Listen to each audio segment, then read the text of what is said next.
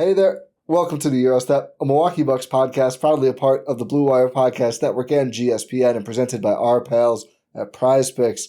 I am Ty Windisch, one of your hosts, joined again by the great Rohan Katti. Rushed back, just elected to not get any imaging done on his larynx. Just decided he's going to pod through it, probably because he's still eligible for postseason GSPN awards. I don't know. A lot of people are decrying this decision, Rohan, but you're back. I know. You're back. Welcome. I am. Shout out to Kurt was here on YouTube. I think I'm eligible for postseason awards. I hope so. I think so. I'm back. Yeah. Thanks for holding it down by yourself and Bucks Breakdown. What a fun collab that is. That was fun. Recommend everyone go listen to that one. But I'm back. I'm ready. And I'm ready to talk about Milwaukee Bucks, Ty. Because what else would I want to do for fun? It's so fun, isn't it? I'm having a great time watching the Bucks, Ty. I'm having such a fun time watching Bucks basketball. Who couldn't? I get to watch losses. I get to watch embarrassing losses. Yeah. I get to watch no one look like they have any idea what's going on. I watch Kyle Kuzma throw passes out of bounds on a consistent basis. Yeah. And then I get to watch them beat the Pacers, which is fun, but I'll take that. And I just get to watch. There's always one thing. There's always one thing that's going on, right? We're recording this as the Oscars are going on, and I hope it wins. It hasn't won yet, but one battle after another. That's what this Milwaukee Bucks season feels like. One battle after another, and we're here to talk about another battle. It's also like F1, but just the crash. I assume there's a crash. I haven't seen the movie, but it's a racing movie. It's got to be. You know what? It's a good watch. Yeah. Conan called it a popcorn movie. I watched the monologue before we got on here. Is that an insult, do you think? Do you think they took it as an insult? I don't think it's an insult, but do you think like the actors and everything in the film were like, ugh? No, I think they know what they're making. You think so? Okay. Yeah. It's like, a big blockbuster type movie. Not like an arts film or anything. Is Sinners a popcorn movie? Yes, right? No. It's very accessible. It is, but it doesn't mean that it's a I don't popcorn. know if accessible. Okay. One battle, definitely not. No. Okay. I'll have to mull more on this. Definitely, I don't know. I don't think Hamnet is. Did you see Hamnet? I've not seen Hamnet. I'm not going to see Hamnet. The Bucks lost 122-99 to Atlanta on Saturday before bouncing back against the Indiana Pacers 134-123. It's great to win. I mean, we'll talk later, I guess, if it is actually great to win or not. Maybe it's not. 123 to the Pacers with their available player pool. Jalen Slauson started this game, and they used him on Giannis and did not go well for Mr. Slauson. Zubats and Aaron Nesmith played. Aaron Nesmith had a career-high 32 points. This is despite playing 8 minutes in the second half because, the Pacers wanted to lose this game, and they did. But to your point earlier about there always being something, one battle after another with the Bucks, Giannis coming down on a dunk. Was it on a successful dunk, I think? It was the poster on Jay Huff. A poster on Jay Huff. He spun and postered, landed, and clearly tweaked something in his lower leg and a knee. So here's what we got after the game. He did play a little bit after this, I believe, but did not go back in the game. Yep. Seemed like he wanted to. We can talk about the tunnel confrontation that the FanDuel Sports Wisconsin, is that it? Yeah. Broadcast showed for now. This is all per Eric Name of The Athletic. Doc Rivers says he's guessing that Giannis Antetokounmpo hyperextended his left knee on this dunk in the third quarter, but didn't have an official diagnosis from the team. Rivers also said he didn't know if there would be any imaging done on the injury yet. We're not off to a great start, but it does get worse. No. It does get worse. Yeah, also per Eric Name. Giannis Antetokounmpo said he's not getting any imaging done on his knee. I'm just going to go back home, sleep, see how I feel tomorrow, try to lift some weights, and if I have a little bit of discomfort, then I'll go from there. But as of right now, I'm not really bothered by it. So, I mean, maybe all the people on Twitter who have been saying Giannis is the shadow GM, Giannis doing the coaching hire, all this, maybe they were right, because apparently Giannis is also the shadow medical staff. Giannis decides. Apparently, he decides whether he has imaging or not. Yeah. Just like, I'm thinking, he did give us the last timetable on the last injury, and it ended up being pretty smack dab perfect, too. Yeah, and 4 that to was 6 the only weeks. one we got. Yeah, 4 to 6 weeks, and Doc was like, let's go with that. What? I just can't. I take 1 week off, and it puts everything in perspective of what's going on, and it's just a mess. Everything's a mess. What do you mean Giannis is deciding whether he gets imaging on his knee or not? What? That's not how normal organizations function. No. I'm guessing. I didn't guess how that's the way this organization functioned, but I guess it does. So maybe that's a common thing. I don't know, but it's news to me. I would hope it's not a common thing, because, I mean, Giannis is a person, an individual with his own ambitions, everything else. He is also like a vital asset to a multi-billion-dollar organization. His health, particularly the health of his lower body, and I mean, there should not be an option here, right? Like, he came down on the knee. He clearly had tweaked it. He says himself he thinks, or no, maybe he didn't. Doc says he thinks. Doc said that. Doc says he think he did. I thought Giannis said it too, but maybe I'm wrong. Regardless, if it appears to, and I'm sure this is, that was not just Doc immediate. Like, obviously he probably had a chance to talk to the medical staff and everything else, see what they saw. The head trainer talked to Giannis a bit, and then Giannis is like in the tunnel, like passionately pleading his case with someone I didn't recognize from the Bucks organization. Hopefully not just a random person. It looked like they were part of the organization. And I don't know who won the exchange. Giannis did not go back in the game, so maybe Giannis lost. Maybe they wanted him to go back for like the imaging, because he was kind of stopped on the way back toward the game, but did end up going to sit back on the bench. Very weird, all very weird. And I know it's not normal. No, normally how things go. No, and again, credit to, they're probably in trouble for this. Credit to the Bucks broadcast, who is like giving us this angle like multiple different times and seeing what's going on back there. I'm sure they would have rather not had that televised to. I was going to say millions. There's no way that's true. Thousands and thousands of people. Thousands and thousands. Have you seen the crowds at Pfizer? Yes, there weren't millions in the building. That's for sure. Maybe not many thousands either. Yeah, it's not. The attendance is not great. Well, I mean, I was actually thinking like earlier, because they had a lot of people on the injury report as questionable, and in my head, this is like the sports like negativity now, because it's just been such a bad season. I was like, yeah, I'd probably say Giannis is questionable right up until game time too, if I really needed people to show up and buy tickets to the game. But he did play, so that was. I was going to say maybe like weather related, but that too. It's not really bad in Milwaukee yet. No, not yet. But anyway, yeah, this whole thing is a mess. So we remember Windhorst and everything. The like, Giannis doesn't want to be shut down. They're going to shut him down. Blah blah blah. Clearly they don't feel that strongly about shutting him down, but. It's time now for whoever with the organization, whoever it is who has the power. Because honestly, I don't even know anymore. Horst, Doc, an owner, whoever, got to sit down Giannis and be like, listen, Chief, this ain't it. Like, I get you want to play. I think it's great. And I'm not saying they have to shut him down for this season necessarily, but there's no shot he should play in the Bucks next game on, Tuesday, I think, against the Cavs. Mm-hmm. Like, if there's anything with that knee, I guess if he has a complete clean bill of health from imaging and tests and everything, he can go play some minutes. But I feel like his minutes have ramped up pretty quickly. He's looked off and on like decent physically to good to. There's some moments, especially defensively, where you're like, wait, can you not move laterally? Like, what are we doing here? And the season is over in terms of winning. And everyone needs to accept that. Giannis needs to accept it. The org does.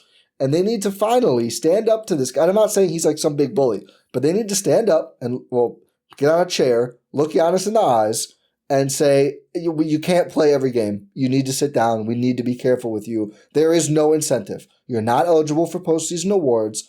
You're counting stats and whatever. Like, you're setting records, all this stuff. Totally get it.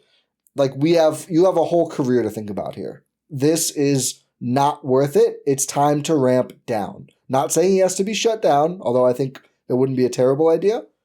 I mean, he should take at least a week off here with this, whatever this knee thing is. I mean, there's not a ton of time. There's 15 games left. There's not a ton of time left anyway. No. And just to ground people, as of recording, the Bucks are 5.5 games out of the final play-in spot with 15 games remaining. So, that's not happening. No. That's out of the realm of possibility.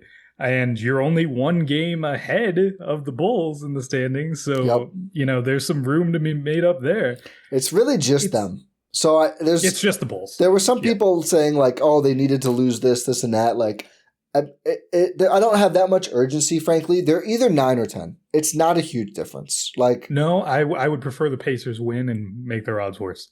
Well, for sure that. I mean, but is it worth it to hear from Pacer fans that even this version of the Pacers, which this was pathetic, did the Pacers lead at halftime or was it tied or whatever it was? Like, obviously, Halliburton didn't play. Siakam was out for this game. Nembhard was out for this game. And then Zubats and Nesmith only played one shift in the second half. And it was like kind of close until the Bucks finally put it away. Not ideal. The worst team in the NBA, by the way. 15-53 now after that loss. But I don't feel a great urgency for the tank. I would like them to be 9th instead of 10th. I'm not going to lose sleep over it, though. They're probably going to let it happen anyway. It's one game. The Bulls, it will probably just somehow end up making the play-in. Yeah. They're not doing the kind of tanking that other teams are doing. Like, Giddey is, like, going crazy in these fourth quarters. Like, they're playing good teams. Like, they just lost to the Lakers. But they're hanging around in these games. And so I don't think they're, like, balls to the wall tanking.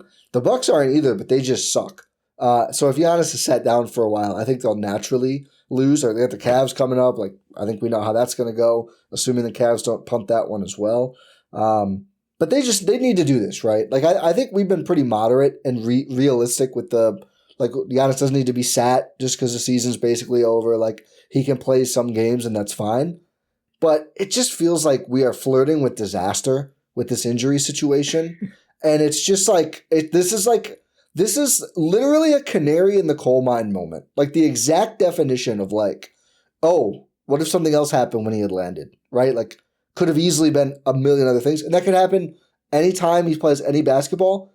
But he's clearly been having these like recurring leg things recently this season. He's not 100%. I don't think so.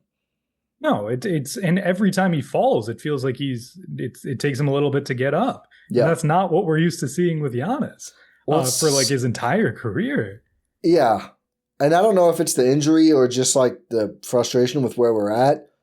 He's never been this bad defensively. He just walks around, dude. Like, it's actually insane. Like, I've had people call me out, like, you hate Giannis, you blame Giannis, blah, blah, blah. Whatever, man. The pod's called the Eurostep. Draw your own conclusions on how I feel about Giannis. But it's really bad. It's like distractingly bad. I don't know. Again, I'm not going to sit here and ascertain exactly the reasoning or why it's happening. But if it is like, oh, I just don't have the juice to move that much, he shouldn't be playing in the games. And that's just obvious. Like, if his guy runs around a screen, like, I've never seen this. He doesn't go to the rim. He doesn't go with the other player, and he doesn't really switch. He kind of just kind of bulls there. Like, well, if someone comes to this exact area. There was a screen that happened. I guess I got caught on it. Yeah, I don't know what to do now. And like, you could say, oh, it's like scheme. He was guarding Jalen Slauson, who's shooting like 18% on 3 this year or something, which I looked up. He is. But like, he's not also doing anything else. It's not like he's like doubling someone really or like going to the rim. Like, you watch him, he's not helping on drives when he's in these positions like you would expect him to do. Like, Giannis is the weak side defender. Was how the Bud Bucks were so great defensively. That's how we won a Defensive Player of the Year award. Yes, but he's not doing that. Like, he's not really helping. He's just kind of like, I'll probably get the rebound. Like, he's like Andre Drummond out there, which is not great. So, again, like, there's just all these signs that he's not right at the moment, and it's commendable. I think that he really wants to play. I think it sucks. It's a great. what am I trying to say? It's Like, points for his character. Like yeah, it shows testament. how much he cares. Like that's awesome. That's Yeah. great. I'm not trying to discourage that at all. No. We're not saying that's bad. To be very clear, that's not what we're trying to say at all. It is amazing that he is trying to play through all this, given his health, given the like the Bucks' current situation, given his just up in the air status about him being a member of the Milwaukee Bucks next year. It's commendable that he is that he's playing these games. Thankfully, no one's asked him about it in a while. It's awesome. every time the broadcast is like, oh, we talked to someone, and I was like, please don't be honest. Please don't be honest. Stop talking to Giannis. He said, if I could opt out right now, I would. We said, that's great. Just asked you how your day's going, Giannis. Sir, the question was, how's the knee? I'm glad they stopped talking to him. But yeah.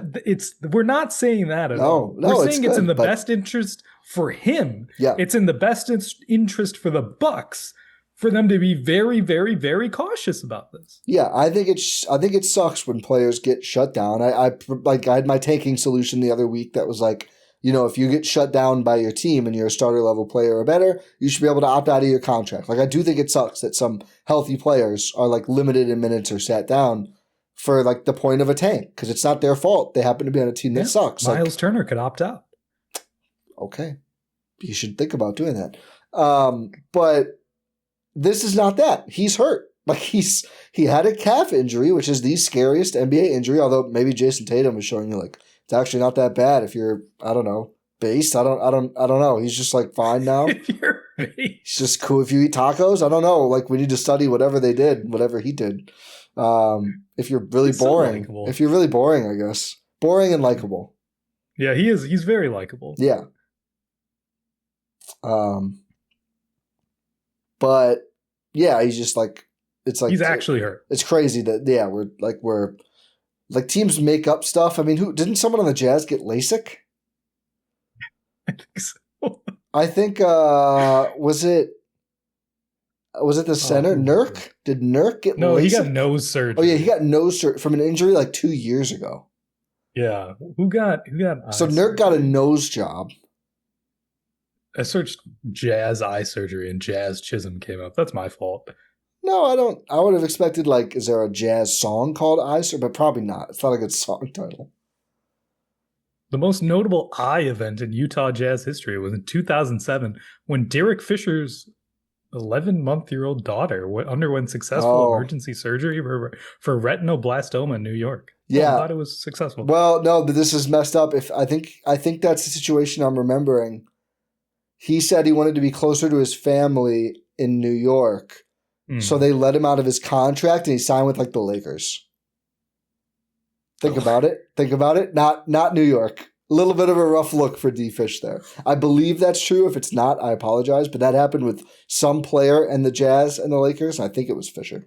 But anyway, so yeah, that's the honest thing. Let's just be smart about this, folks, and let's be brave about this, Bucks, because I'm so sick of Doc being like, he shouldn't have been playing. I told him that, but there's nothing I can do. Yeah, there is something. You make the rotations. So just tell him he's not in it, and you could do that. It was DeAndre Hunter, Kings, who got eye surgery. Sorry, the Kings. That's right. Yeah, the Kings are just... Poor DeMar. Do you think they went through everything? They went through, like, when you're trying to be like a fighter pilot, they go through every possible thing, and DeMar's just perfectly healthy. Yeah, everyone else is out. Everyone else, they found a reason, but DeMar, they're like, honestly, DeMar, you're a perfect physical specimen. There's nothing we can do. You're perfect. Yeah, sorry, man. You got to keep playing. Do you have any warts? We could freeze off a wart, get you a week off. He's like, no, nowhere. No. But no, we do have to be smart about this. Like, we have to be pragmatic about it. This is a real situation where sometimes people aren't going to be happy. Like it's no matter what happens, someone's not going to be happy. And in this situation, it's probably honest. And that has to be okay. Well, and here's the other thing. Here's really the reason why this is so frustrating, that they've been so caution to the wind with Giannis' health. He's not going to be happy either way. He's not happy playing these games. This sucks, dude. They're terrible. They won this one again against a team that is, what did I say, 15-53 now? and they won by 11, and the team was without their best 2 players, and they benched their other best 2 players. Again, 8 minutes into the second half. They won by 11. Like, it wasn't like, oh, we really blew them out. Gave up 123 points to a team who, I will read you the minutes leaders in this game for the Indiana Pacers. Jarris Walker, a terrible NBA player. He's not very good. That's extreme. He's not the upper echelon of what I would consider to be solid role players. Aaron Nesmith, pretty good. You gave up 32 points on 10 of 14 shooting to him. Not great. TJ McConnell, who was 3 of 10 but had 11 assists. A backup point guard. That's the third guy. Jalen Slawson.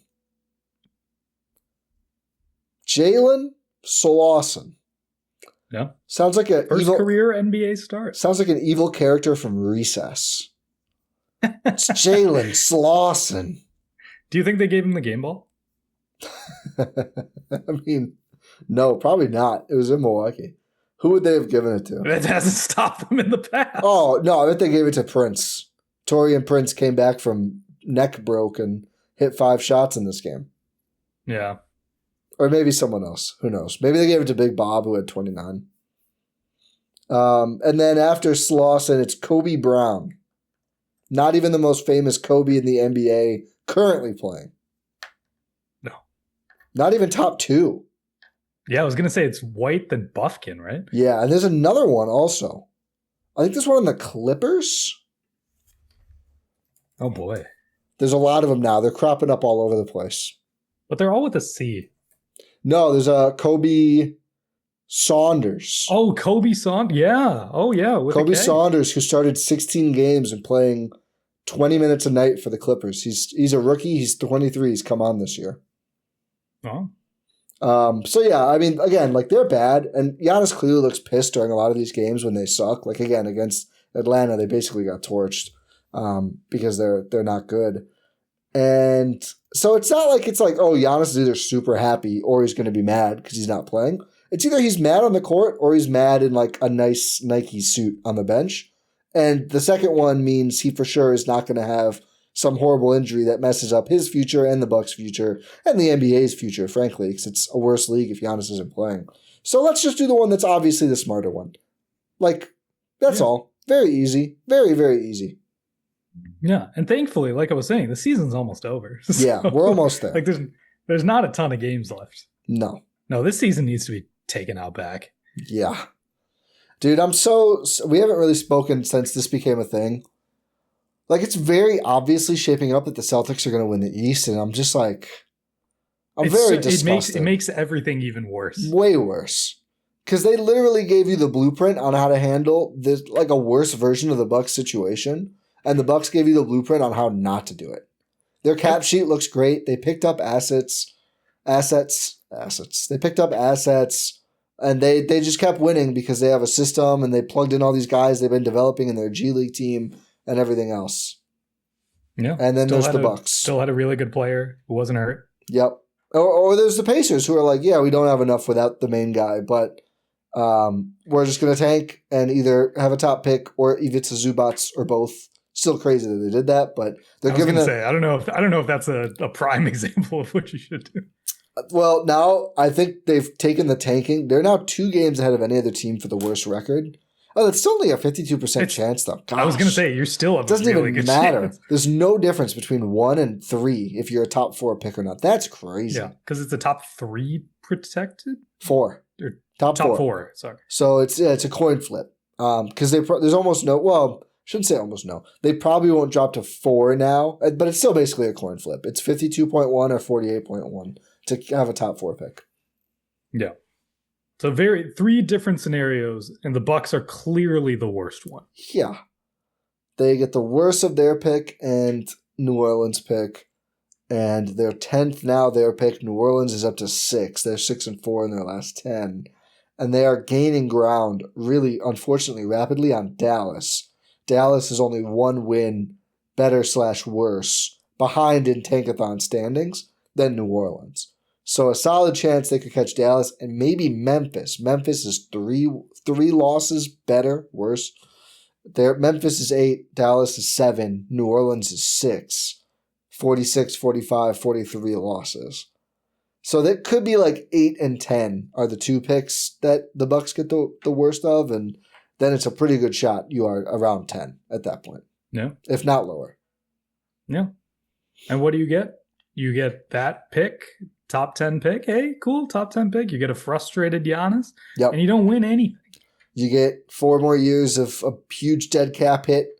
You get 3 more years of this big Miles Turner contract when your coach would rather use Jericho Sims. Yeah, it's not loving the fruits of our labor. No. Well, that's depressing. What's not depressing is Prize Picks, a top-tier daily fantasy sports. I forgot to fix the camera, so I'm really low again. Now I'm higher on the screen. Shoot your shot on Prize Picks and get $50 instantly in lineups when you play your first $5. That's right. New users on Prize Picks are getting $50 in lineups, and all you have to do is sign up and play your first $5. Prize Picks makes every dunk, every dime, and every board that much more exciting, so don't miss this chance to get started on America's #1 app for sports picks. And folks, there couldn't be a better time. If you want to support the pod, if you're saying, how can I show some love to these guys for watching these terrible games all year long? And we're going to keep doing it too. Rohan's doing it on vacation. God forbid. We got a certain tournament coming up. Spring wackiness? No. What is it? Something like that. Before April Awesome? I don't remember what it is, but I know there's going to be a lot of college basketball games starting this week. It's going to be awesome. I can't wait to watch. And, looking through all those games every single day, making big old Prize Picks lineups, it's great. So make sure to download the app. And I also love they often have discounted projections. I don't know what they're going to have for that particular series of games. I do know on Monday night you can take more than 0.5 Jalen Johnson points against Orlando, which, as we saw up close and personal, the Milwaukee native on Saturday, that guy's probably going to get a point. I think that guy's going to get a point. Orlando's defense is not great anyway, and I think that guy's going to get a point. So download the Prize Picks app today and use code EuroStep. You get $50 in lineups after you play that first $5 lineup. Code EuroStep. You get $50 in lineups. All you have to do is play your first $5 lineup, win or lose. Prize Picks, it's good to be right. I think that guy's going to get a point. All right. Think so. The other big thing I'd say that's been going on lately, thankfully, we do have some good news, so we can go to that now. Ryan Rollins has been heating up after a bit of a slump earlier. He kind of was pretty good after the break, and then later February, early March was tough for Rilo, or Rhino, as Doc Rivers calls him. He's just charging ahead. Against Atlanta, Rollins had 22 points, 8 assists, 3 rebounds, and 2 blocks on 8 for 11 shooting, including 4 of 7 from 3, and had some just like dicing up Dyson Daniels, which is hard to do. Hard thing to do. Man. Left him in the dust. Multiple times. It was kind of a wild experience to see, because Dyson is like one thing that's bothered Ryan Rollins a lot this year is like kind of big guards who will press them, and like Dyson Daniels is like the apex predator of those archetypes. And he left him in the outback. Oh yeah, he did. Left him in the bushland. I forgot he's Australian. Yeah, left him with the didgeridoos. Ooh, got him. Got him. The drop bears are back there, and then Rollins followed up the 8 for 11 from the field the very next day. Day game back-to-back, super weird. 8 for 12 from the field against Indiana. 20 points, 7 assists, 3 steals, 2 rebounds. He had 3 turnovers against the Pacers. He had only 1 against Atlanta. So if you're tallying this in the span of like 26 hours, Rollins had 42 points, 15 assists, 3 steals, 2 blocks, 5 rebounds, and only 4 turnovers, which is pretty good. Elite stuff. And it looked even better than the stats, to be honest. Like, Dyson up Daniels, dishing great passes. He looked in control. Yeah. He looked very calm, cool, collected, which is something that we had seen to start the season with Ryan Rollins. It kind of is stuttered here and there. He's had some weird intervals in there where he didn't seem like he was comfortable. He kind of felt like he was going through a rookie wall at times.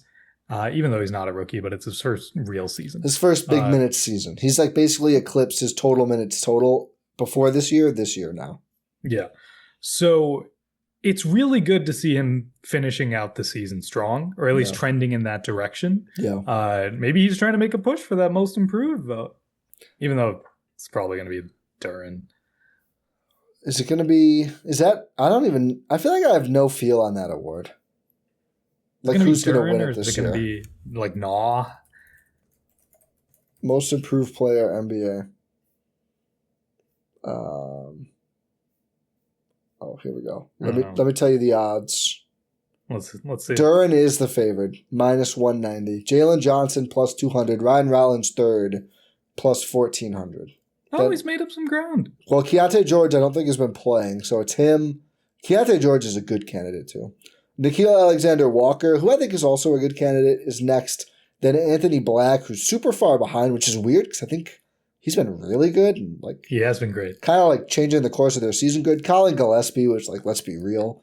Michael Porter Jr. doesn't play anymore, and then Avdia is now off the books because I think he's just like done playing. Yeah.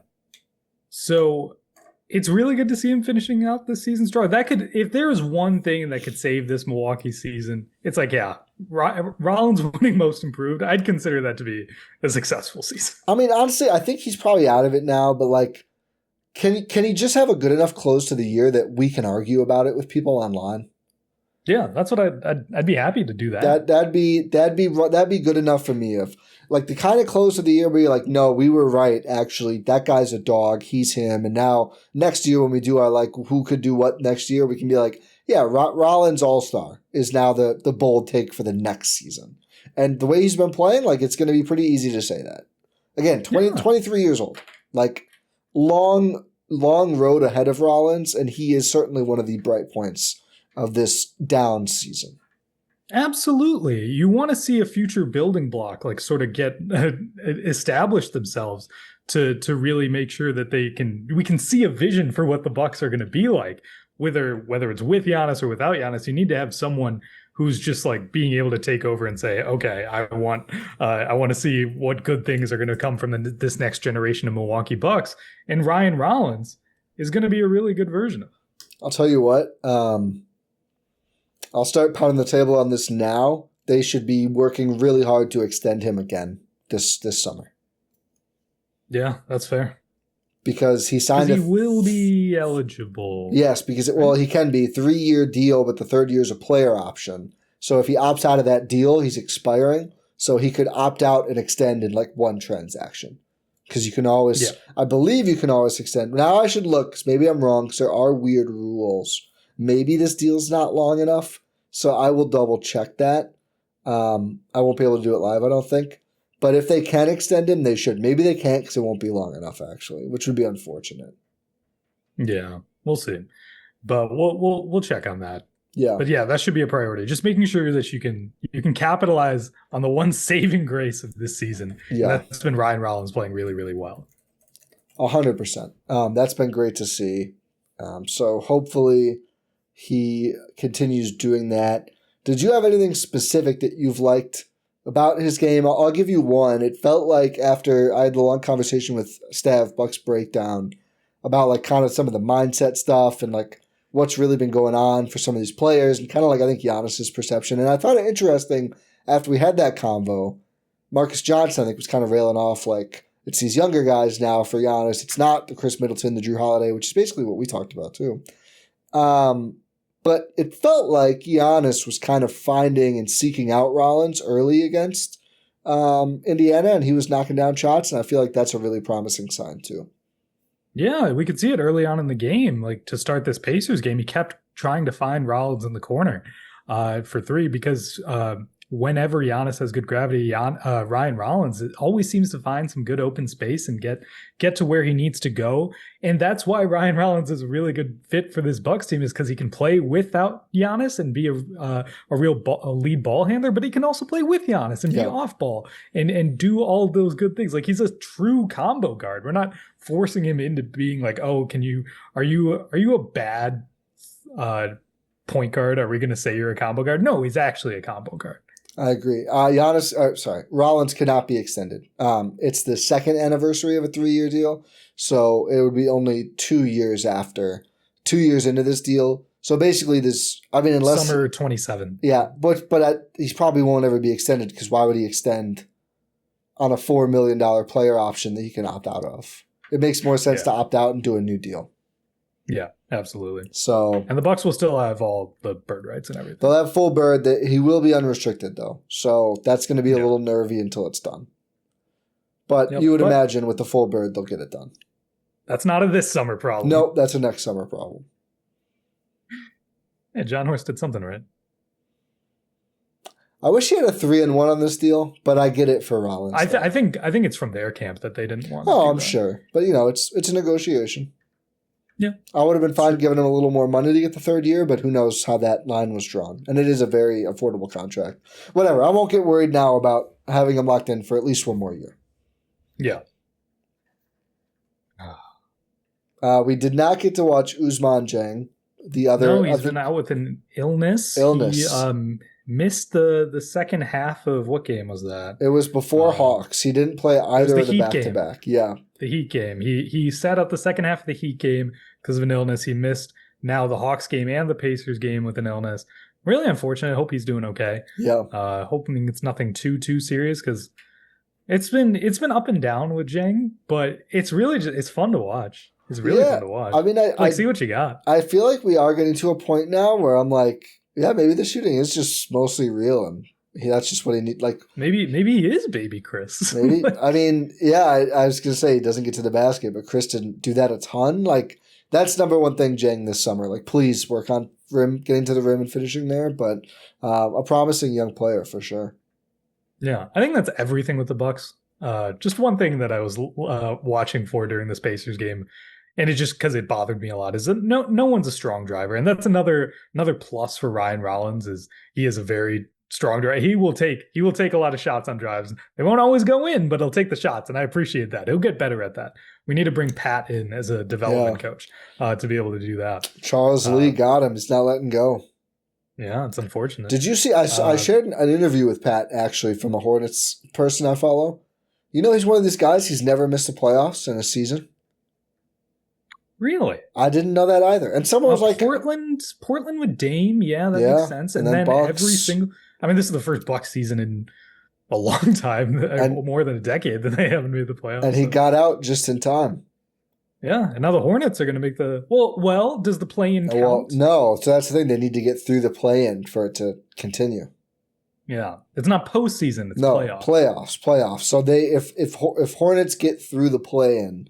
then it'll still be alive for Pat. And someone was like, not that impressive in a league where half the teams make it. It's like really rare that someone plays that long and has never missed. Like most players have missed the playoffs at least once. Yeah. And I mean, maybe this is just me, but if I was Pat and I didn't make and the Hornets didn't make the playoffs, I'd say I'd never missed the postseason in my career. Right. You at least have that. Because now you can amend it.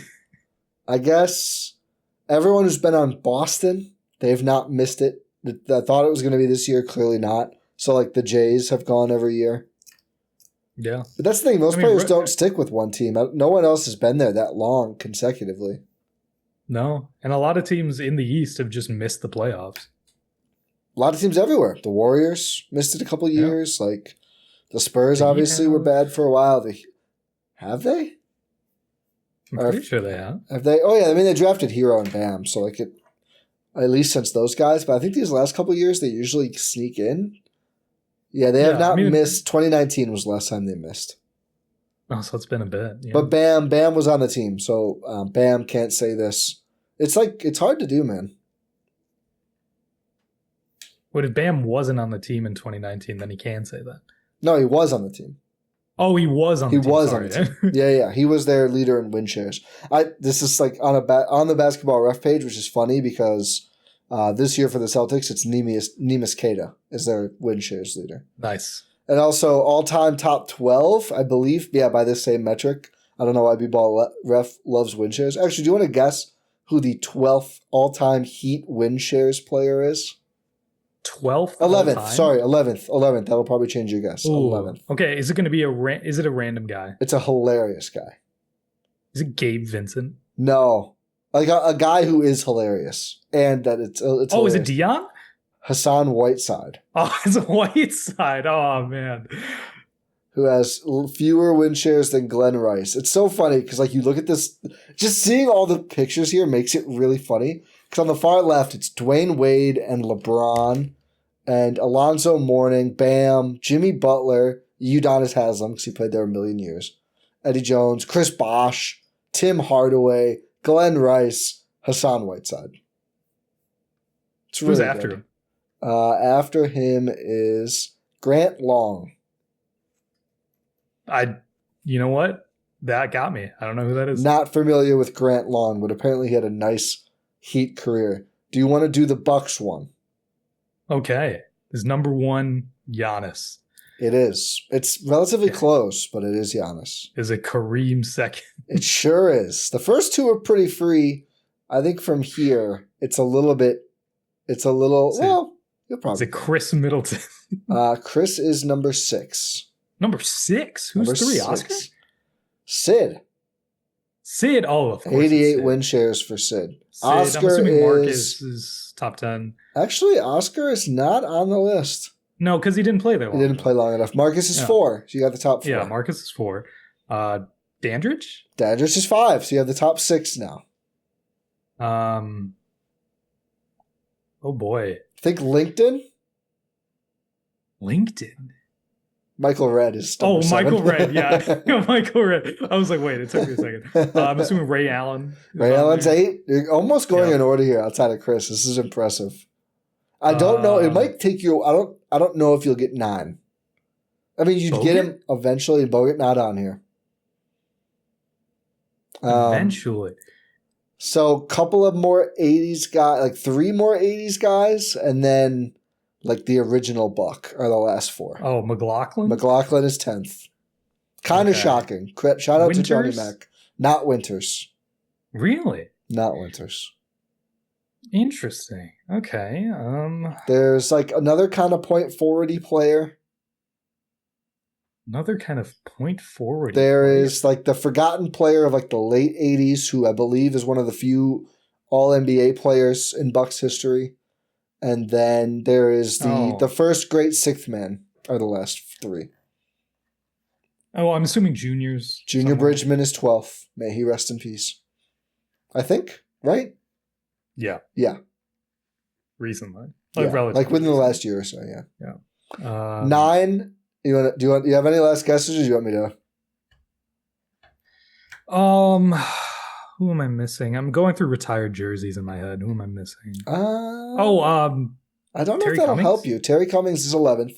I don't know. I don't know if TC's jersey is retired, actually. Is it going to be someone random? Like Pressey? Paul Pressey is number 9. Nice. Yeah. Well, I didn't know. I don't know if I'd say he's random, but yes, that is. No, but in terms of like, the Bucks franchise has been very fortunate to have a lot of good players. It's true. So relatively random. No Apologies Dame, to Paul Pressey. no Dame, no Drew, none of those guys. No, not long enough. Not long enough. So the retired numbers, Terry Cummings is probably the next guy we look at and go. Is he not retired? He's not. He's not. You should look at it and go, yeah, he probably should be. He probably should be. Wow. Yeah. I mean, let's see. What did he do in 5 years with the Bucks? It's not a ton. Maybe it's not a ton. Yeah, I guess only 5. I thought it was 1 longer. All-Star team or 2 All-Star teams and 3rd team All-NBA and 2nd team All-NBA.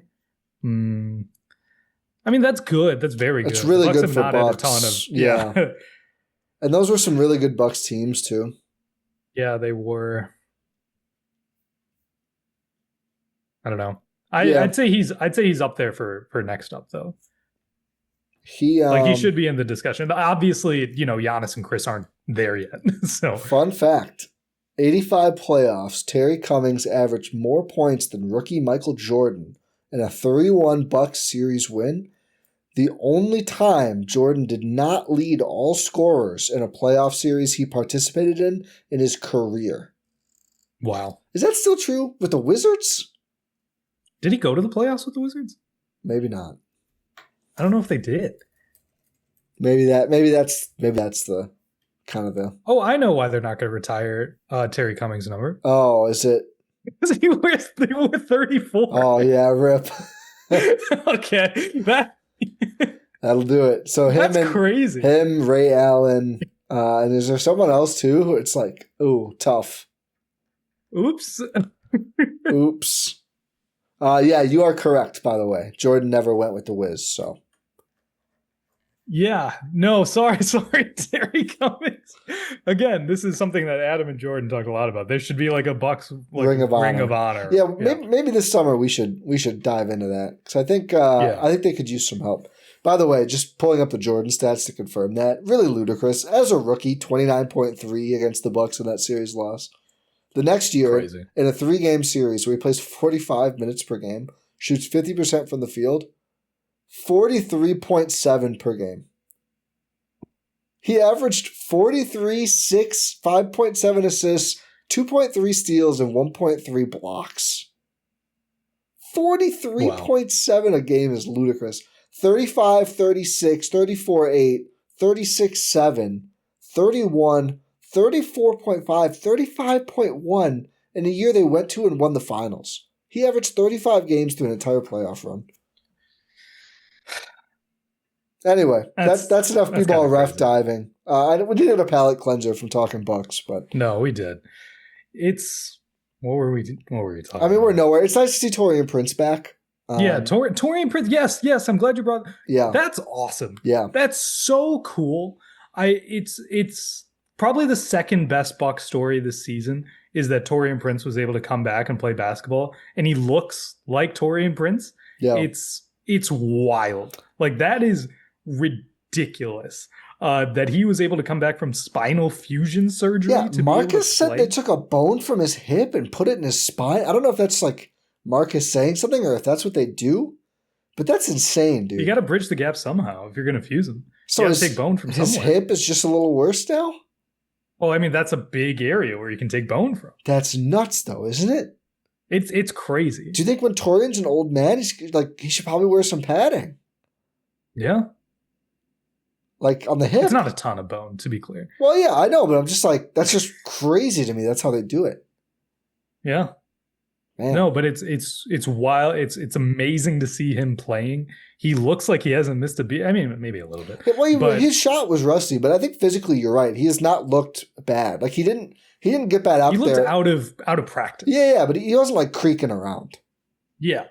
He didn't look like his body was broken. He looked like Taurean Prince out there. And this game, he was just genuinely good. 5 of 7 from the field, 3 of 5 from deep, 2 rebounds, 2 assists, 1 steal, and a turnover, plus 13 and 13 points in 22 minutes.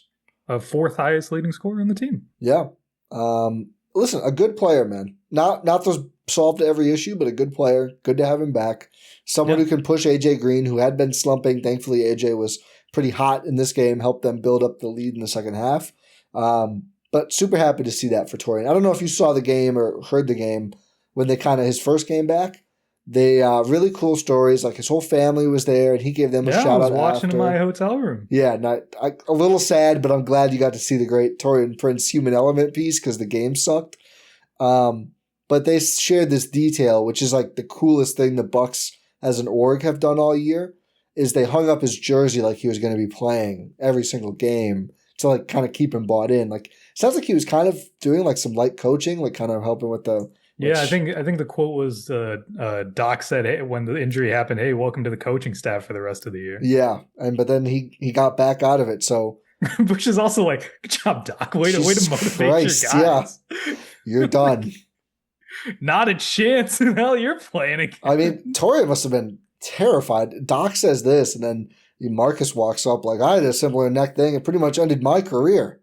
Like, oh, okay, great. But modern medicine, man. And not take nothing away from Taurean Prince too, but I think the modern medicine helps quite a bit. Back in the day, they're probably like, put a pig spine in him.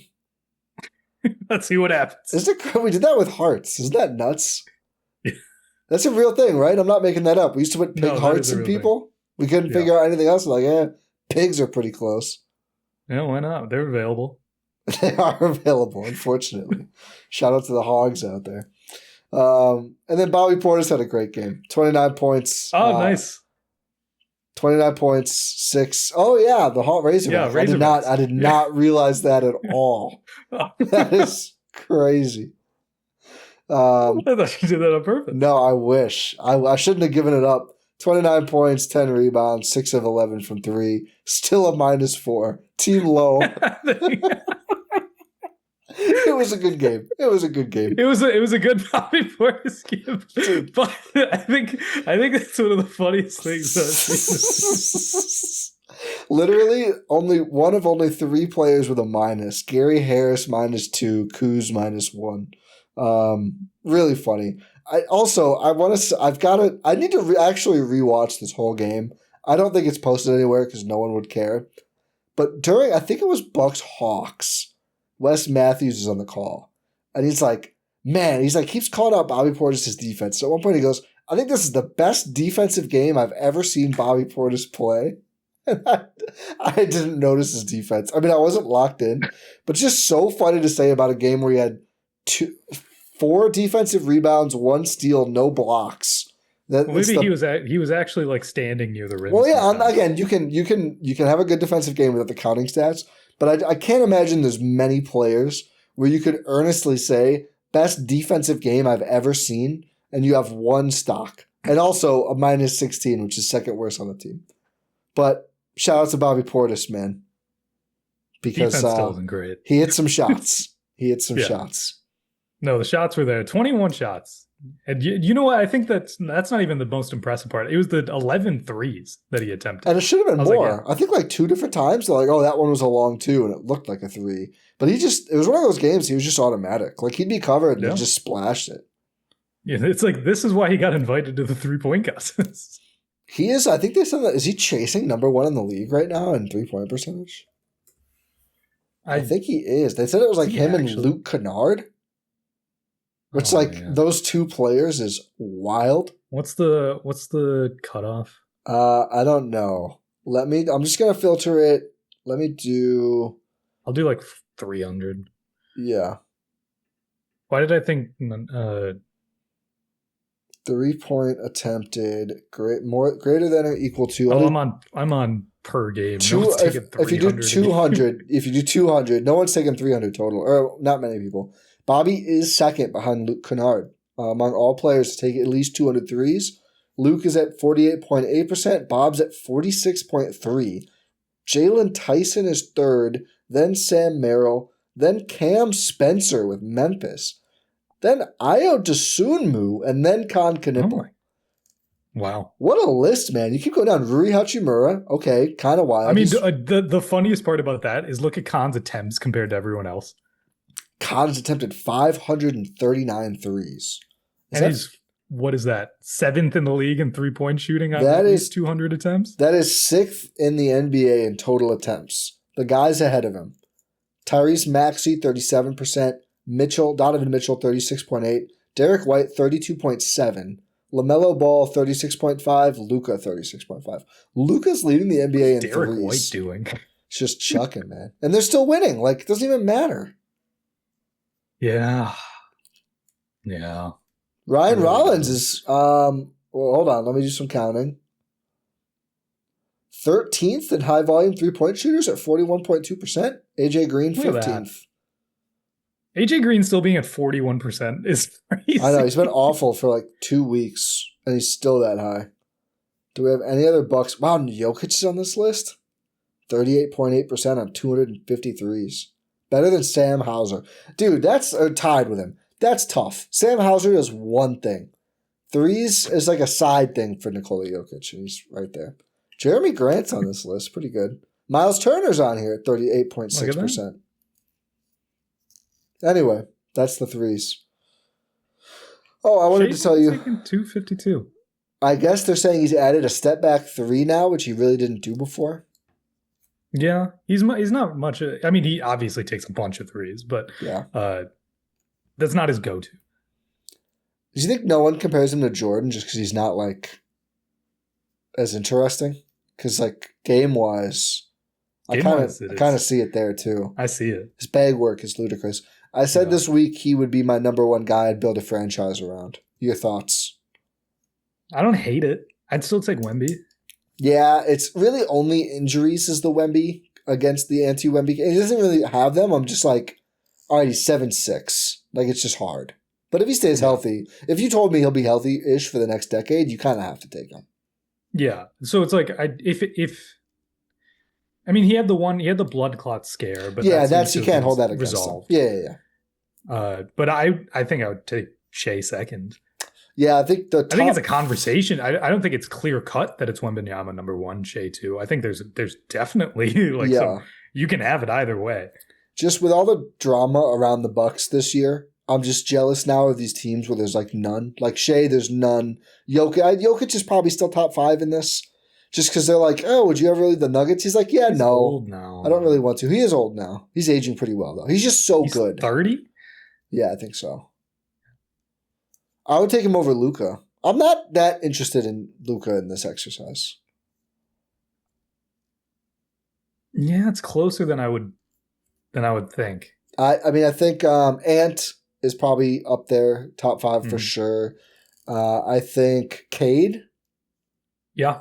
My stock's finally paying off. Your stock's paying off. I would take Cade over Luka. People will probably think that's crazy, but that's my hot take. If I'm building around one of them. Yeah. Cade, it's Cade plays defense. Yeah. It's also difficult to compare, like, I think if we saw Luka on a franchise in the East, it would be different. I think if we saw Cade play with LeBron and Austin Reeves, it'd be different too. It's true. Anyway, I have a fun Jericho Sims stat for you. Oh, is it? Oh, let's hear it. What I thought about doing What'd you think about before doing? you say the good things, I'm going to say the bad things. Because it reminded me of something. One thing that if anyone listening sees this in the upcoming weeks, maybe I'm doing this just so I make it. I want to make a Jericho Sims illegal screen supercut video. That's good. It won't be hard to do. It has to be set to I'm a boss. Though. You can just click his not Jumpman. No, it's funnier if it's I'm a boss. Okay. He's got 52 turnovers this year. I've got to think at least half are illegal screens. Yeah. Sims, though, shooting 83.5% from the field. But he was 1 of 3 against Indiana. That's a lot of misses for him. 2 shots. Mm-hmm. You have to go back to February 25th to find 2 Jericho Sims misses. And that's not in the same game. That is total. He had coming into this game. Wait, what? He was 23 of his last 25. Jericho Sims' box scores are outrageous. It's never a ton of shots, but he was just perfect most of the time for like 2 weeks. So that's kind of crazy. Nuts. That's ridiculous. Today, 1 of 3. I'm not going to read all the dates and games, but this is just his shooting lines. Not last 9 games. 2 of 2, 3 of 3, 5 of 5, 3 of 4. Bad game. Only shot 75%. 2 of 2, 1-1, 1-1, 1-1, 5 of 6. And then you could actually go back another game because he was 4 of 4 against Miami before that. So this is only the 3rd time in his last 11 or 12 he's missed any shots. And yeah, he doubled his missed shots. He doubled his missed shots since Feb 24th. That's crazy. It is March 15th. I'll tell you. A lot of the funny things I've seen this season have come from Jericho Sims. Yes. The one where he tried to take off and dunk on Aaron Nesmith was up there. I don't know what happened. He clearly wasn't going to make it. I feel like he's had decent hands this year. And in this game, it seemed like a decent. I said decent. Relative to him. In this game, his hands were coated in Crisco. I mean, he was losing some pretty easy dump-offs in this one. So those are some of the turnovers. The Jericho Sims turnover reel might be a tough watch. Yeah. Maybe I'll just do it, not just illegal screens. I'll just do all his turnovers.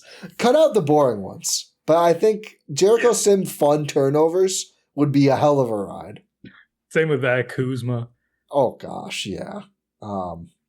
There's a lot of them I'd have to sift through. Nice 8-assist game for Kuz. Got to the paint, moved the ball. The Bucks in general, they finally got to the paint consistently, and it turns out that's helpful. But yeah, it was a good game for them against the worst team in the league. So it doesn't make me optimistic. I don't think anything of it. Yeah, I really don't. But it was fun. It was fun. It was good to see them win a game. They had lost 7 of 8 or 8 of 9 coming into this. Like that. 1, 2, 3, 4. They beat Jazz. So they lost 4, then beat Jazz, and then they lost 2, 3. It was 8 of 9. Yeah, it was. The last team they beat was the Cavs, who are coming up on Tuesday. But then they're at Utah Thursday. Didn't they go 100 years without winning in Utah? I'm not optimistic for that game. And then it's the road trip. They finally broke it, though. They finally broke a couple years ago. I think the CL game was in Utah as well. Maybe it was. Yeah. No, it was a Utah CL game. Bring him back. So it's home Cavs and then road trip. Jazz Thursday, Suns Saturday, and then next week Clippers Monday, Blazers Wednesday. Some we got games in there. 3 consecutive 9 p.m. starts is a tough scene for this team. These are our last late games though. At least one of them's on a Saturday. Yeah, Saturday, Monday, Wednesday, 9. Didn't mean to quote. At least the Jazz game is in Mountain Time. Yeah, it's only 8. Only 8. You get to watch.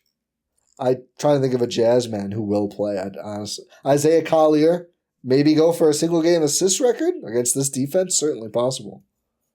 Anything's possible. Anything's possible. What Buck do you think could get 83 points? Oh, great question. In history. Oh, in history. In their prime. I was like, I guess KPJ for not doing Giannis. There's one option on the current Bucks. I honestly wouldn't have Giannis high on the current list of players just because it's just so much harder without the threes. Yeah, you need solid jump shots. The game is actually this is actually a solve. It's Dame. It's definitely Dame. It's Dame. Dame who had 70 some? He had 70, I think, exact. I remember him talking about this game because I feel like it was the season before he joined the Bucks. Yeah, against the Rockets. So I remember he said 71. He got drug tested after. Oh, 71. 71. Okay. And I think Ty Washington Jr. started that game. Tough scene for our guy Ty Washington Jr., who was probably trying to take some of those defensive assignments. Dame only 14 free throws in that game, 14 of 14, making it one of the most ethical 70 burgers. And I remember him saying, I missed 8 threes, or he missed 9 threes in that game. Imagine if he just makes 5 more, and then he's got 80, he breaks Kobe's record too. And, there's, a world where he could do that again. Record. That's not it. Second record. Yeah. Modern record. Okay. So I think Dame for sure is one of the few right answers. I was really hoping you wouldn't think about that because that was going to be my answer. Yeah, that's a good one. I mean, Chris, it felt like it was a lot for Chris to get 50. Yeah, it was. That was a lot. He couldn't. You need to score in a way that's more effortless, and as smooth as Chris is, getting to his spots wasn't effortless enough. It's not quick enough. Right. It's and that was against the Wizards too. That 50 break helps to play the Wizards. I was gonna say I didn't knock the Wizards part of it that much because that was Chris's that's Cam Reddish game high plus 30 in that game, by the way. Ooh. Otherwise, Kareem is a pretty good one. I don't know what Kareem's career high was, but obviously similar. I think it was in the 50s. Similar era to Wilt, but he just got beat up so much, and he was just such a focal point. But 55. That's crazy for a guy who had the most points ever. It was Bucks against Celtics. Yeah. It was the season after they won the title. It was December 71. Isn't that crazy that he's number 1 in points all time and he never got higher than 55? He's not number 1 in points. He was. He was for a long time. Well, LeBron, who did? What's LeBron's high is only 64? Yeah, that's or 60. 64. Well, higher. I think it might be 60. 61. Yeah. Because I remember Spo making a joke that he got he had the box score in his house that burned down and he lost it, but now he has Bam's box score, so it's like, oh, it's okay now. That's not the highest scoring game I've seen from a player I've coached. I want to see this box score. This was against the Charlotte Bobcats. It is usually awful teams. It kind of has to be. Kind of has to be. They were only 27-33 that year, which is not bad by Charlotte Bobcats standards. No, not a chance. Kemba Walker, Gary Neal, MKG, Michael Kidd-Gilchrist, Josh McRoberts, and Al Jefferson. Josh McRoberts. Big Al had 38 and 19 in that game, by the way. Was this 20? This is 2014. Okay. 2014. I don't know why Josh McRoberts is the name that's standing out to me there. This is a crazy game. Oh, because Wade was out. I was going to say, no one else on the Heat scored more than 15. That was Bosch. Yeah, the early Heat teams, it was kind of not much besides those guys. Ray Allen was on this team at this point, but he only had 9 because LeBron had 61. He didn't really need to do much. Yeah. I mean, Giannis is high, too. I forget, how many? 60? Did he have 64, I think? Against like that pretty beleaguered, pretty sure-handed Pacers team. But it's like for Giannis, he has to. It's almost all 2s and like the free throws and Giannis's free throw percentage. Yeah, 50 in the finals. All his free throws look short now. By the way, he was good against Indiana, but yeah, a lot of the misses are short recently, and I don't like that. The leg, man. Yeah, that's what I'm saying. It's not a good sign. Yeah, it's not. No, but it's Dame. I think, yeah, it's Dame. Yeah. It's, Brandon Jennings? Brandon Jennings, I mean, probably should be on there. By the way, did I win the Bam argument now that he scored 83 points in a game? Made a lot of free throws, made some jumpers, made a bunch of threes in the first half, and then first quarter. Like missed a lot of threes. Set the record for most missed threes in an NBA game. Yeah, wasn't good after that. No. I mean, what was the argument? The argument wasn't that he's not good. It was jump shooter. It's him as a shooter, as a jump shooter. I still wouldn't say that's his strength. He's gotten better. He did it enough to score 83. I will concede he has become a decent jump shooter. So yes, you have won that argument. Thank you. Dame is he didn't do it as a Buck, but the Buck who scored the most points in a single game ever. He is 10th all time, but there's not 10 names ahead of him. It's Wilt 5 times. Nuts. Bam, Kobe, Luka, David Thompson. Not one I would guess. 71 to get the scoring record, right? 73 to get the scoring 73. record. It was the last game of the season. Yeah. And he wanted to get the scoring record. You're thinking of David Robinson. David Robinson at 73. David Robinson beat David Thompson. Yes. Yes. Oh, because David Thompson did it the day before? No. No, they did it way different years. Oh. But one of those two was in that story. You're 100% Which one was correct. that story? I think it was David Robinson. Okay. I could be wrong.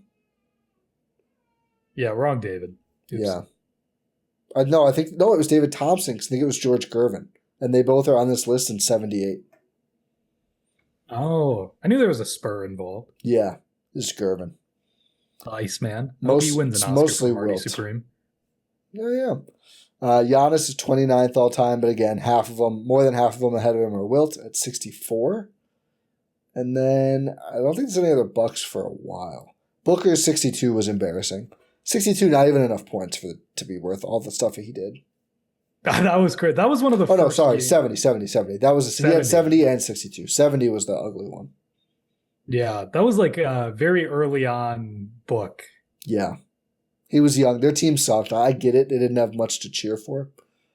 Yeah, it was a bad Suns year. Yeah. Dame's on here a bunch. I'm just trying to see if there's any other Buck at any point who's going to be on this list. Giannis, again, is the next one at 59. And that's it, I think. Never Nervous Purvis never played for the Bucks, did he? No. I don't think so. He is on this list, crazily enough. 59. Is anyone, how about this? Is anyone any current players in the NBA going to break 83? I agree with Sam Vecini, who said, yes, I think someone else could with the way these teams are trying to lose. All I heard is you agree with Sam Vecini's takes about Bam. No, I'm thinking of Amick. Sorry, Sam Vecini. Sorry, Sam Vecini. No, he said Yeah, in this era of like tanking teams not trying, it's totally possible for someone can get absolutely. 100. Someone can get 100. Yeah. Yeah, it's March. We got a beef stew 50 burger a few years ago. Like when Dame it was the only NBA game on. Dame has not gotten Not to go beef against. stew. Who am I thinking of? I don't remember. It was a different Sadiq Bey. The Sadiq Bey. What did that guard who was on the Raptors get? Malachi Flynn? Flynn, 50, I think. Something. God.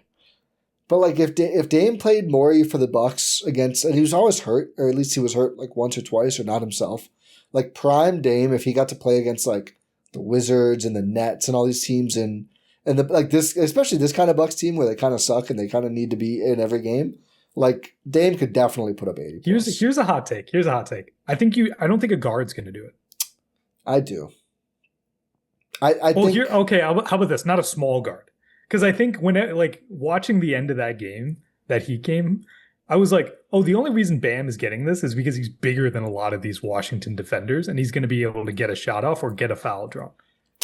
I think there's been some guards who have shown you they can get fouls drawn too. Like I mean, yes, no, they'll do it, but you just have to not be dumb and not triple team and still foul, which was crazy. It was. I mean, they're a really bad team. I think it would be someone like Book, but not like. Honestly, the most random name I could see doing this is LaMelo. Like, could you not just see a game where LaMelo just are pulling up from half? Yeah, I mean, LaMelo takes 43s and makes 20, and that's 60 right there. Like that's what I'm thinking of. Is someone just like absolutely nuclear chucking. But I think it's got to be someone who can get their own. Like, I don't think Khan could do it. Someone who's more. I was going to say like the Clay archetype kind of maxed out at 60. I think that's what Clay got. He did 60 and 3/4 though. So like, Kurt was honestly a nerd. Possible. Like, it is possible. So Khan, I guess you would include too. Yeah, especially as he develops. I'll say Maxey because they play him 45 minutes a game, and he's faster than everyone. So that's like it's like the anti-Bam, but he'd probably get too tired. But he can shoot threes. Luka's been on here a few times. I should mention Luka is 5th all time with 73 in a game, which again just like. So Luka's possible. Luka's, you gotta say, because if you can get 73, you can get a few more. Mitchell had 71. Embiid had 70, but I think that's unlikely he does it again. But I don't think that's going to happen again. It was in 2024, but I would agree. I don't think Giannis would get that high either anymore. No, I don't think so. It's just hard. Unless he just becomes a marksman from three. What do you think? Towns had 62, and he's so big. He's so big. Like if he was just absurdly hot, maybe. Probably not. Jokic 61. That feels like I just don't think Wemby doesn't have enough in his bag yet. No, he just if he gets absurdly hot, he can do the Towns thing. He's just big enough. He has not been that good of a shooter yet, though. No, I'm not saying he's proven that he can. I'm saying there's a chance he could. I'll give you the Wemby because, like, could you not see? The problem, like, he can't do it this year because he's not, like, they're being so careful with his minutes, and that maybe will always hold him back. But if he was going to play, like, 42 minutes, and he's going up against, like, one of these teams playing, like, a 6'7" guy at center, what do? Like... Just shoot. Just give him the ball and shoot. It's, like, literally, like, wilted it. Like, he could actually, like, okay, I'm going to post you up. You're 6'6". I'm 7'6". I can just drop the ball in the hoop, and there's nothing your team can do about it. So maybe Wemby... He could do the Wilt style. Like add 10 threes, but then also just deposit the ball like you're putting something away in a cupboard. Like, so I'll give you Wemby too. Yeah. Brunson had 61, probably too small. Harden, I think it's done. LeBron, I think it's done. Fox had 60. I'd be a little surprised if he got any higher than 60. When did Fox have 60? 11/15/2024. That was a year and a half ago? Yeah, with the Kings against the Wolves. They lost. NBA Cup game. He had 49 the next night. Wow. What? He had 60. His highest scoring 2 teammates combined for 37. The rest of the team combined for 66. He had almost half the team's points. Why don't I remember this? I mean, it was a random November game. Tatum's had 60. I don't think he'd have that much more. Beal had 60. That's not happening again. That's done. Clay, it's not happening again. And AD had 59. That I don't think it's happening again. That's a wild What do you think about a guy like Coop? You think Coop could ever get to it? Cooper Flag? I just don't know. I don't know yet. Yeah, it's a little early. He's had I'll say yes. I'll give it the benefit of the doubt because he's had multiple 40s and he's so young, right? I think he's had multiple 40-point games at 19. Yeah, I feel like the perfect age to do this is probably around Bam now, 27. You got the benefit of the doubt with the officials and you've worked on your game a lot, but you're still, I don't think past 30 it feels tough. It feels hard to do. Yeah. How old is Bam? 28? Yeah, I think Bam's right there in the perfect kind of range. He is 28. I'm pretty positive. Coop's had 49 already. Oh yeah. So maybe I'll put Coop in there. There's a bunch of guys actually. Now that we're doing this exercise, there are a bunch of guys. Well, yeah, I think the shooting era plus the tanking era combined means it's certainly in range now. Yeah, I'm just surprised it's not Utah. No, Utah has a bigger roster. Even though all their bigs are out, they're still a bigger roster than the Wizards. It's a harder place to play too. You walk into Washington, it's easy. Utah, the fans are good. No, home game against Utah. True, home game against Utah. This was in Miami. No, it was, but half the Utah games are a lot harder than half the Wizards games. That's true. I could see this happening to the Wizards at home too. No, you're right. I was going to look up one more thing, but I forgot. But there's a lot of players who I think could do it these days, and probably more with this great draft coming up. And hopefully the Bucks get themselves a great player in this draft. It's probably going to be 9 or 10, but we'll see. The lottery is suddenly. I don't know if we have to go live. The lottery is suddenly a huge deal. Appointment viewing. It's randomly, just the day before a playoff game in the conference finals or whatever. They just have it. So that might be the next. The draft is the week, less than a week after the finals. Such a mess. Well, the Bucks have lots of prep time this year. They can't use their old excuse of our run just ended, which has not been an excuse for 3 years now, but definitely not this year. It is not. Definitely not this year. But we'll keep you covered as the Bucks season rolls on here. They next play on Tuesday against the Cavaliers. They end this 2-game homestand before going on that road trip that we mentioned for the next weekish. Yeah. But yeah, we'll have you covered. Thanks for happy to be back. Yeah. It feels weird. I mean, I was gone for a week. Yeah, but it feels like a long time. Yeah. It feels like a long time, especially in this 2-pot a week season that we've done. What a time to start that, by the way. Just for a full season to do that. Let's lock ourselves in. Woohoo. No, it's been fun. I really enjoy it, actually. Hey, prayers up for Lockdown Bucks. Good luck, man. 2 feels hard. Yeah, that's... Credit to them. Credit to them. Salute to them for doing that. 2 weeks. I'll take 2 a week. Yeah, I'll take 2 a week. Now it seems. I genuinely do enjoy it. I'm glad we're doing this. Yeah. But yeah, well, so thank you for listening to this episode of the Eurostep here on Blue Wire GSPN, presented by our wonderful pals over at Prize Picks. Make sure you're subscribed wherever you're listening to or watching this podcast, your podcast platform of choice, or on YouTube. 5-star rating and review. Like the video. Have fun in the comments. Pod random. And we'll talk to you next time.